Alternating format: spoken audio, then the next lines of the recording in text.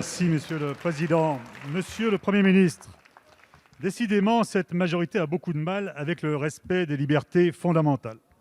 Depuis plusieurs semaines, et en dépit de nos mises en garde, vous voulez passer en force pour imposer des restrictions à l'exercice des libertés publiques et des libertés individuelles. Et à chaque fois, les juges viennent sanctionner vos dérapages. Rappelons-nous la décision du Conseil constitutionnel en juin dernier, qui dénonce dans la loi dite Avia des atteintes disproportionnées à la liberté d'expression et de communication. Le 29 novembre dernier, le juge des référés-liberté vous oblige à réécrire votre copie qui limite à 30 personnes les cérémonies religieuses, en estimant que le gouvernement porte, je cite, « une atteinte grave et manifestement illégale à la liberté fondamentale qu'est la liberté de culte ».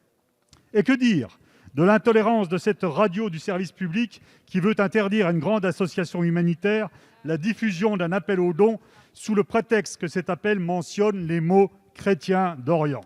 Heureusement, le tollé suscité par cette décision vient de faire reculer cette nouvelle tentative de censure. Nous pouvons également évoquer la préparation du projet de loi sur les principes républicains, qui vise notamment à restreindre très fortement la liberté d'instruction en famille. Dans l'avis qu'il vient de rédiger, le Conseil d'État indique à ce sujet que la réforme prévue par le Gouvernement soulève de délicates questions de conformité à la Constitution. Le Conseil d'État ajoute que la limitation de la liberté des parents n'est appuyée dans l'étude d'impact par aucun élément fiable ni documenté, ce qui montre bien le parti pris de cette mesure idéologique. Alors, Monsieur le Premier ministre, quand allez-vous cesser de vous en prendre à nos libertés fondamentales ? Merci, cher collègue. La parole est à Monsieur Jean-Michel Blanquer, ministre de l'Éducation nationale, de la jeunesse et des sports. Merci, Monsieur le Président, Mesdames et Messieurs les députés, Monsieur le député Xavier Breton. Peut-être je commencerai par un point de droit et puis un point politique. Le point de droit, lorsque le Conseil d'État émet un avis avant un projet de loi, c'est en aucun cas un arrêt, c'est en aucun cas une décision de justice, contrairement à ce que vous dites. C'est au contraire partie prenante du processus démocratique d'élaboration d'un projet. Je me garderai bien d'ailleurs de le commenter, normalement ça ne se fait pas.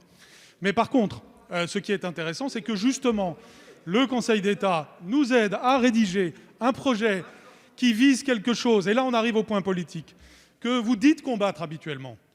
Vous nous donnez des leçons de combat contre l'islamisme politique. Et le jour où nous le faisons, vous dites que ce projet va contre les libertés, avant même de savoir quelle est la rédaction de cela. Comme si votre parti pris, c'était de toutes les façons d'attaquer le gouvernement, quoi qu'il fasse, même quand il va dans le sens que soi-disant vous réclamez. Alors, ce que fait ce gouvernement, c'est justement d'aller cibler les pratiques qui sont inacceptables sans pour autant atteindre les libertés fondamentales.